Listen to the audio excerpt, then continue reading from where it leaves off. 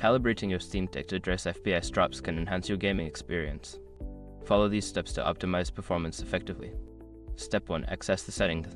Navigate to the Steam Deck's main menu and select the settings icon. This will allow you to adjust various system preferences and performance options. Step 2. Update software. Ensure that your Steam Deck is running the latest software version. Go to the System Updates section and check for any available updates. Installing the latest updates can fix bugs and improve performance. Step 3. Adjust graphics settings. Open the game you're experiencing FPS drops in and access its graphics settings.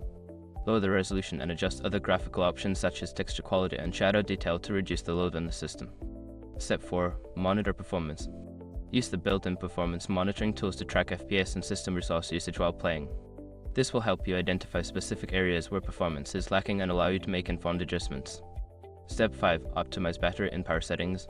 Go back to the settings menu and select the power management options. Adjust the performance mode to prioritize gaming performance over battery life, which can help reduce FPS drops during gameplay. By following these steps, you should be able to calibrate your Steam Deck effectively and minimize FPS drops. Enjoy smoother gaming sessions.